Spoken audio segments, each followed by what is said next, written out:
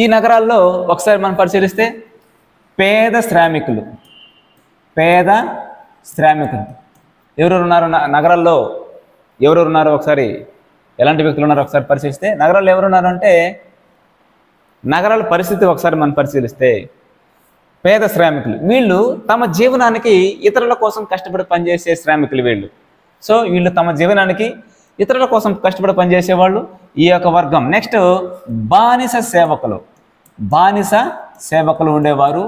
బానిస సేవకులు, ఇక్కడ బానిస సేవకులు అంటే ఇదివరకు మీకు చెప్పే బానిస అంటే యుద్ధ ఖైదీలు అనేసి, వీళ్ళని మనం సింపుల్గా చెప్పుకోవాలంటే దాసులు అంటాం. వీళ్ళని మనము దాసులు అంటే ఏమి? బానిసలు. సింపుల్గా గుర్తుపెట్టుకోవాలంటే దాసులు అంటే ఎవరు? బానిసలు. బర్తుకు అంటే ఏమి? కూలీలు. గృహపతి అంటే ఏమి? వ్యవసాయం చేసే భూ యజమానులు. అంటే కొన్ని మనం గుర్తుపెట్టుకొని తిరాల్సిందే. నెక్స్ట్ కుండలు, అందమైన కుండలు తయారు చేసి వాళ్ళు మంచి అందమైన కుండలు తయారు చేసి పట్టణాల్లో నగరాల్లో అమ్ముకునేవాళ్ళు. గిరాకీ ఉన్న వస్త్రాలను కూడా వీళ్ళు తయారు చేసేవాళ్ళు. నేత పనివారు మంచి గిరాకీ ఉన్న వస్త్రాలను తయారు చేసి ఇవి ధనవంతులకి వెళ్ళి అమ్ముకునేవాళ్ళు. డైరెక్ట్గా వీళ్ళే, మధ్యలో వ్యాపారస్తులు లేరు, డైరెక్ట్గా వీళ్ళే తయారు చేసి అందంగా తయారు చేసి మంచి డిజైన్తో తయారు చేసి ఈ కుండలు కావచ్చు వస్త్రాలు కావచ్చు ధనవంతులకి వెళ్ళి అమ్ముకునేవాళ్ళు. కొంతమంది ఇక్కడ చెక్కతో బండ్లు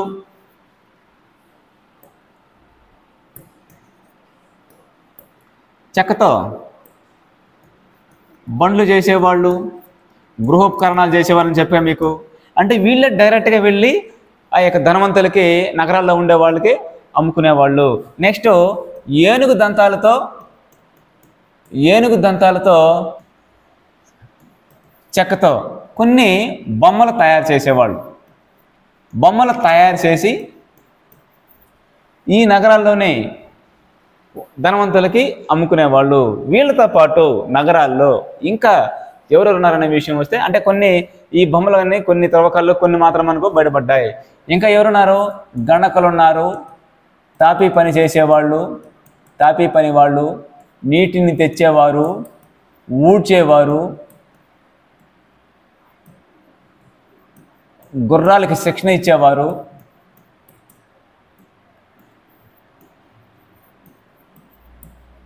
వీళ్ళందరూ ఉన్నారు. సో వీళ్ళందరితో పాటు ఇక్కడ కూడా కొంతమంది వ్యాపారస్తులు ఉంటారు ఖచ్చితంగా. సో వీళ్ళ వద్ద ఉత్పత్తులని సేకరించి సో వీళ్ళు కూడా కొంతమంది ధనవంతులకి అమ్మేవాళ్ళు. సో వీళ్ళందరూ మాధ్యమంగా కాయిన్స్ని ఉపయోగించేవాళ్ళు. అంటే వీళ్ళ యొక్క కరెన్సీ ఏమి? కాయిన్స్. ఏం కాయిన్స్ని వీళ్ళు ఉపయోగించేవాళ్ళు ఆ రోజుల్లో అంటే నిష్క, శతమాన, ఇవి రెండు బంగారు నాణ్యాలు. ఇది స్కూల్ అసిస్టెంట్ వాళ్ళు రాసుకోండి, ఎస్జిటి వాళ్ళకి అవసరం లేదు. స్కూల్ అసిస్టెంట్ వాళ్ళు రాసుకోండి, మిగతా అన్ని ఎస్జిటి వాళ్ళకి అవసరం. ఇవి మాత్రం స్కూల్ అసిస్టెంట్. ఇవి నిష్క, శతమాన అనేటివి బంగారు నాణ్యాలు. సో బంగారు నాణ్యాలని అందమైన ఆభరణాలుగా చేసేవాళ్ళు ఆ రోజుల్లో. నెక్స్ట్ వెండి నాణ్యం, కృష్ణల, ఇది వెండి నాణ్యం. సో వీటితో వాళ్ళు ఆభరణాలు తయారు చేసి అమ్మేవాళ్ళు. ఓకే. నెక్స్ట్ రాజకీయ పరిస్థితులు. మహాజనపద కాలం నాటి రాజకీయ పరిస్థితులు మనం ఒకసారి పరిశీలిస్తే, రాజు సామ్రాట్గా, ఏకరాట్గా అని బిరుదులు పొందాడు. సో రాజు సామ్రాట్, అత్యంత బలవంతుడిగా మారాడు. రాజుకి సొంత సైన్యం ఉండేది. సో రాజు అనే వ్యక్తి ప్రజల యొక్క సంక్షేమం కొరకు మాత్రమే ఆయన ప్రాధాన్యత ఇవ్వడం జరిగింది. యజ్ఞాలు యాగాలు చేసేవాళ్ళు. సో రాజుకి సొంత సైన్యం ఉండేది, సొంత సైన్యం. ఈ సొంత సైన్యం ఎందుకు రాజుకి సొంత సైన్యం అంటే, రాజు ఆజ్ఞను పాటించడానికి, రాజు యొక్క ఆజ్ఞలను పాటించేలా చేయడానికి, అంటే ఆయా రాజ్యంలోని ప్రజలను రాజు ఆజ్ఞలు పాటించేలా సొంత సైన్యం చేయాలి. నెక్స్ట్ ఇతర రాజ్యంపై దండెత్తకుండా ఉండడం కొరకు.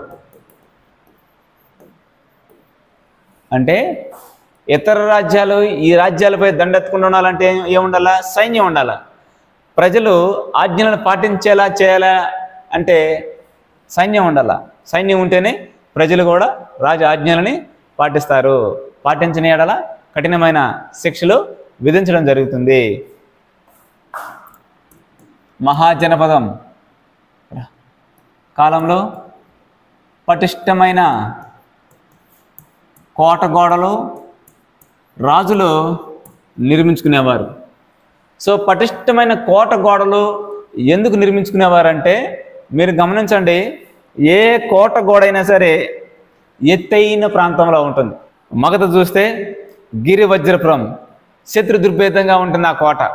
సో శత్రువులు ఆ కోట మీదకి రావాలంటే సో ఈజీగా కనిపెట్టచ్చు, ఎత్తైన ప్రాంతం నుంచి ఎవరి పైకి వస్తారనే విషయం కనిపెట్టచ్చు. అట్ ద సేమ్ టైం ఈ కోట గోడ ఇలా చుట్టూ నిర్మించిన కోట గోడ ఈ ప్రాంతం ఈ గోడ చుట్టూ కందకాలు త్రవ్వేవారు. ఈ కందకాలు త్రవ్వి మొసళ్ళు వేసేవాళ్ళు. విషపూరితమైన సర్పాలు ఉండేటివి దాంట్లో. అంటే వాళ్ళు ఈ కందకాలను దాటి ఈ పటిష్టమైన కోట గోడలను దాటి లోపలికి రావడము దాదాపుగా అసాధ్యం.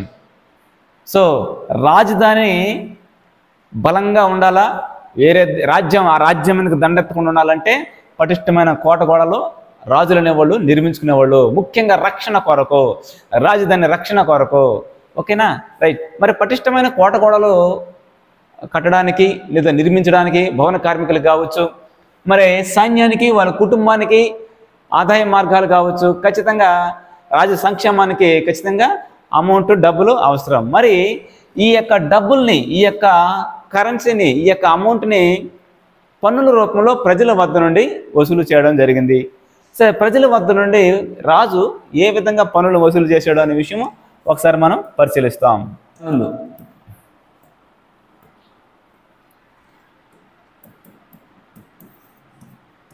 అందులో ఫస్ట్ గృహపతులు. వీళ్ళు వ్యవసాయం చేస్తారు.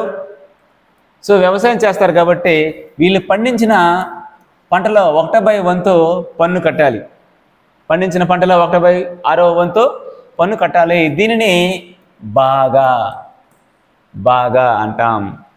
బాగా అనగా రాజు గృహపతుల నుండి 1/6 పన్నును వసూలు చేయడాన్ని బాగా అంటాం. నెక్స్ట్ వ్యాపారస్తులు.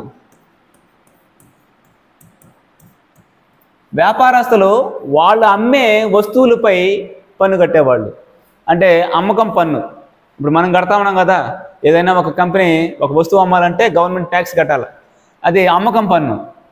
సో అమ్మే వస్తువులపై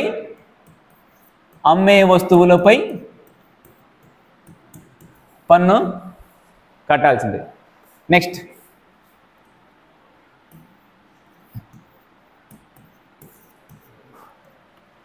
చేతివృత్తుల వారు ప్రతి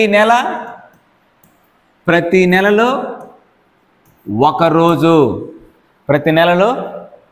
రోజు రాజుకి ఉచితంగా వస్తువుల్ని తయారు చేసి ఇవ్వాలి. అంటే ఒక రోజంతా వాళ్ళు ఉత్పత్తి చేసే వస్తువుల్ని రాజుకి ఇచ్చేయాలి, పన్ను రూపంలో రాజుకి ఇచ్చేయాలి.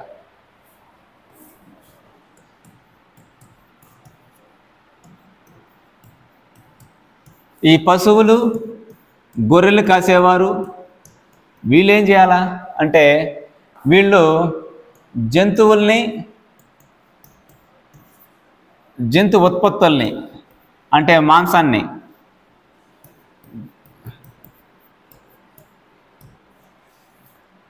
జంతు ఉత్పత్తుల్ని ఈ పశువులు, గొర్రెలు కాసేవాళ్ళు రాజుకి పన్ను రూపంలో ఇచ్చేయాలి. వేటాడేవారు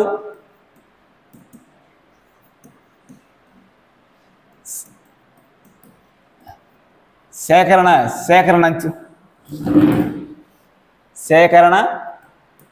చేసేవారు. వీళ్ళు అటవీ ఉత్పత్తుల్ని రాజుకి పన్నుగా కట్టాలా,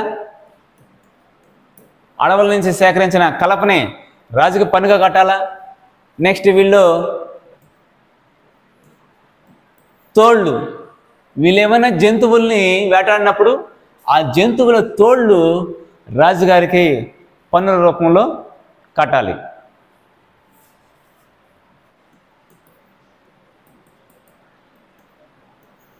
చూడండి, రాజు ఎక్కువగా ఈ గృహపతుల్ని బాగా ప్రోత్సహించేవాడు. ఎందుకని? మామూలుగా ఎందుకు రాజు ఈ యొక్క పన్నుల రూపంలో ఇంత అమౌంట్ వసూలు చేస్తాడంటే చెప్పుకున్నాం మనం. సో కోట నిర్మాణం కావచ్చు, ఆ భవన నిర్మాణ కార్మికులు కావచ్చు, సైన్యం కొరకు కావచ్చు, రాజ్య సంక్షేమం కొరకు కొన్ని కార్యక్రమాలు చేయాల్సి వస్తుంది. ఉదాహరణకి నీటిపారుదల సౌకర్యాలు మెరుగుపరచడానికి కావచ్చు, ఇలాంటి కార్యక్రమాల గురించి అతను ఖర్చు పెట్టాల్సి వస్తుంది. ముఖ్యంగా అతను సాగునీటి పారుదల మెరుగుపరచడం జరిగింది. ఆనాటి కాలంలో సాగునీటి పారుదల మీద వాళ్ళు ఎక్కువగా దృష్టి పెట్టడం జరిగింది. సో వ్యవసాయ ఉత్పత్తుల్ని పెంచడం కొరకైనా అంటే ఆనాటి రాజులు సాగునీటి పారుదల మీద ఎక్కువగా ఫోకస్ చేయడం జరిగింది. గృహపతుల్ని ఎక్కువగా ప్రోత్సహించడం జరిగింది. అలాగే చేతి వృత్తుల వారు కూడా వాళ్ళు ప్రోత్సహించడం జరిగింది. ఈ విధంగా ప్రోత్సహించడం వలన, ఉత్పత్తుల్ని పెంచుకోవడం వలన సో రాజ్యం అనేది ఆర్థికంగా పటిష్టంగా బలంగా ఉంటుందనే ఒక ఆలోచన వాళ్ళకు ఉండేది. ఓకే, నెక్స్ట్ సో మనకు రాచరిక రాజ్యాలు అనేటివి హిమాలయ పర్వత పాదాల వద్ద ఉన్నాయని చెప్పాం. రాచరిక రాజ్యాలు మైదాన ప్రాంతాల్లో ఉన్నాయి, అదే గణరాజ్యాలు మనం పరిశీలిస్తే, గణరాజ్యాలు ఇవి హిమాలయ పర్వత పాదాల వద్ద ఉన్నాయి. చూడండి, రాచరిక రాజ్యాలు అంటే ఏమి? ఈ మైదాన ప్రాంతంలో ఉన్న ప్రతి షోడశ మహాజనపదాన్ని మనం రాచరిక రాజ్యాలు అన్నాం. ఎందుకంటే అక్కడ రాచరికం ఉంది. ఇదివరకు మనం డిస్కస్ చేసాం. గణరాజ్యాలు అంటే హిమాలయ పర్వత పాదాల వద్ద ఉన్న వాటిని మనం గణరాజ్యాలు అంటాం. ఉదాహరణకు మనం పరిశీలిస్తే మల్లా కావచ్చు, మల్లా, వజ్జి. మనకు టెక్స్ట్ బుక్లో వజ్జి ఇవ్వడం జరిగింది. ఈ వజ్జి రాజధాని ఏమని చెప్పాం మీకు? వైశాలి. సో ప్రస్తుతం అది ఎక్కడ ఉంది? ఉత్తర బీహార్. ప్రతిదీ మనకు ఐడెంటిఫై చేయగలగాలి, మనం లొకేషన్ మనకు తెలియాలి. వజ్జి ఇదొక అసలు గణరాజ్యం అంటే ఏందో మనకు తెలియాలి ఫస్ట్, లేదా గణ సంఘం చూస్తే ఒకసారి అసలు ఫస్ట్ గణ అంటే ఏమంటే సమాన హోదా ఉన్నవారిని అర్థం. సంఘం అంటే శాసన సభ. సో గణరాజ్యం అంటే ఏంటో ఒకసారి మనం పరిశీలిస్తాం. ఉన్నతమైన వ్యక్తుల సమూహం పాలించే ఒక చిన్న భౌగోళిక ప్రాంతాన్నే గణరాజ్యం అంటాం. ఓకే, సో ఈ గణరాజ్యంలో ఉదాహరణకు మనకు వజ్జి ఇచ్చాడు. సో ఇప్పుడు వజ్జి మగధకి ఉత్తరం దిక్కులో ఉందనేసి మనకు ఇవ్వడం జరిగింది. ఉత్తరం దిక్కు రేపు అడుగుతాడు, మగధ అనే షోడశ మహాజనపదానికి ఉత్తరంగా ఉన్న గణరాజ్యం ఏది అంటే వజ్జి. చూడండి, ఈ యొక్క గణరాజ్యాల్లో ఒక వ్యక్తి కాకుండా పరిపాలకుల బృందం అనేది ఇక్కడ పాలన కొనసాగిస్తుంది. ప్రతి ఒక్కరూ తమను తాము రాజుగా భావించడం జరుగుతుంది. వీలేదైనా నిర్ణయాలు తీసుకునేటప్పుడు అందరిని సమావేశపరిచి వాదోపవాదాలు, చర్చలు జరిపి ఆ యొక్క నిర్ణయాలని తీసుకోవడం జరుగుతుంది. మరి ఈ సమావేశాల్లో మహిళలకు పాల్గొనే అవకాశం లేదు, సేవకులకి, బానిసలకి పాల్గొనే అవకాశం లేదు. వాళ్ళ యొక్క నిర్ణయాలని వినతి పత్ర రూపంలో వాళ్ళకి సమర్పించవచ్చు. ఆ చర్చల్లో పాల్గొనే అవకాశం లేదు, అంటే వాళ్ళ నిర్ణయాలు చెప్పచ్చు. ఓకేనా? నెక్స్ట్ ఈ యొక్క గణరాజ్యాల్ని ఆక్రమించుకోవాలనేసి ఈ యొక్క మైదాన ప్రాంతంలో ఉండే రాజ్యాలు చాలా ప్రయత్నాలు చేస్తాయి. దాదాపు 1500 సంవత్సరాల పాటు ఏకధాటిన వాటి మీద దాడి చేస్తూనే ఉంటాయి, కానీ వాటిని ఆక్రమించుకోలేకపోతాయి. చివరికి గుప్త రాజులు ఈ యొక్క గణరాజ్యాల్ని ఆక్రమించుకోవడం జరుగుతుంది. సో మనకు ఈ యొక్క షోడశ మహాజనపదం కాలం నాటి చివరికి ఒక గాంధార శిల్పకళ అనేది మనకు డెవలప్ అయింది. ఏంటి గాంధార శిల్పకళ అనేసి ఒకసారి మనము పరిశీలిస్తాం. గాంధార శిల్పకళ. గాంధార శిల్పకళ ఎక్కడ అభివృద్ధి చెందింది అంటే తక్షశిల. తక్షశిల ఇది గ్రీకు శైలిలో కలదు. గ్రీకు శైలిలో కలదు. ఏంటి గాంధార శిల్పకళ అనేది ఒకసారి చూస్తాం. దీని లక్షణాలు ఒకసారి మనం పరిశీలిస్తే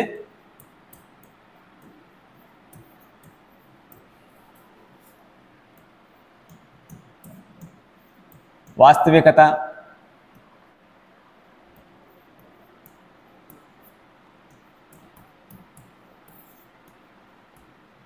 సరైన కొలతలు, సున్నితమైన పనితనం దీని యొక్క లక్షణాలు మనం గమనించినట్లయితే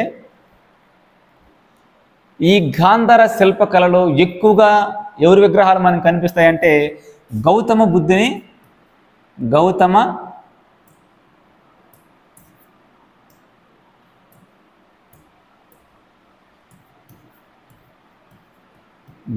బుద్ధుని విగ్రహాలు కనిపిస్తాయి. చూడండి, ఎజిటి వాళ్ళకి బౌద్ధ మతం జైన మతం గురించి సిలబస్లో మెన్షన్ చేయలేదు. ఇది స్కూల్ అసిస్టెంట్ వాళ్ళకి సిలబస్లో మెన్షన్ చేయడం జరిగింది. ఎజిటి వాళ్ళు ఈ బౌద్ధం జైన మతం గురించి ఒకవేళ ప్రశ్న అడిగితే బౌద్ధ మత స్థాపకుడు ఎవరు, జైన మత స్థాపకుడు ఎవరు, సుత్త పీఠిక మెన్షన్ చేయడం జరిగింది. అక్కడ సుత్త పీఠిక ఎందుకంటే టెక్స్ట్ బుక్లో మెన్షన్ చేయడం జరిగింది. సుత్త పీఠికలో 5 భాగాలు ఉంటాయని చెప్పి అందులో మొదటి భాగాన్ని దిగానికాయ, మధ్యమకాయ 2వ భాగం, వీటి మీద ప్రశ్న అడుగుతాడు. సుత్త పీఠికను రాసిన వారు ఆనందుడు. ఓకే, ఇక్కడ వరకే చూసుకోండి. వీళ్ళు గణరాజ్యాలకి చెందిన వాళ్ళు. సో వీళ్ళని ఇట్లా మైదాన ప్రాంతంలో కానీ గణరాజ్యాల్లో కానీ వీళ్ళని అందరూ గౌరవించేవాళ్ళు. ఓకేనా, వీళ్ళకి సమకాలికమైన రాజులు కూడా చాలామంది అక్కడ ఉన్నారు. సో వీటి మీద ఎస్జిటి వాళ్ళకి ఈ 4-5 పాయింట్లు నేర్చుకోండి. స్కూల్ అసిస్టెంట్ వాళ్ళకి సిలబస్లో మెన్షన్ చేయడం జరిగింది. బౌద్ధ మతం గురించి, జైన మతం గురించి ఆ టాపిక్స్ నేను చెప్తాను. నెక్స్ట్ గౌతమ బుద్ధుని యొక్క చిత్రాలు ఏ శైలిలో మనకు లభిస్తాయంటే గాంధార శిల్పకళలో మనకు లభిస్తాయి. అంటే మీరు గమనించినట్లయితే బుద్ధుని యొక్క చిత్రాలు మనం పరిశీలించినట్లయితే పల్సని వస్త్రం, ఆ యొక్క హెయిర్స్, పల్చటి హెయిర్స్, పల్సని వస్త్రం అంటే వాస్తవికతను ధృవీకరించేలాగా ఉంటుంది. వాస్తవికతను తెలియజేసే విధంగా ఈ యొక్క శిల్పకళ నిజంగానే గౌతమ బుద్ధుడా అనే విషయాలు అనేలాగా మనకు తెలుస్తుంది. ఖచ్చితమైన కొలతలు ఉంటాయి, సున్నితమైన పనితనం ఉంటుంది, వాస్తవికత ఉంటుంది. ఇది గాంధార శిల్పకళ. గాంధార శిల్పకళ ఎక్కడ బయటపడింది అంటే తక్షశిల. ఇది ఏ శైలిలో ఉంటుందంటే గ్రీక్ శైలి. దీని యొక్క లక్షణాలు ఎలా ఉంటాయి? వాస్తవికత, సరైన కొలతలు, సున్నితమైన పనితనం. ఎవరి యొక్క విగ్రహాలు, ఎవరి యొక్క చిత్రాలు మనకి ఎక్కువగా గాంధార శిల్పకళలు లభిస్తాయంటే గౌతమ బుద్ధుని యొక్క విగ్రహాలు. ఈ గాంధార శిల్పకళని అభివృద్ధి పరిచిన వాళ్ళు ఎవరంటే కనిష్కుడు. ఓకే, మరి అసలు మనం జైన మతం, బౌద్ధ మతం గురించి డిస్కస్ చేస్తాం. అంతవరకు బ్రేక్.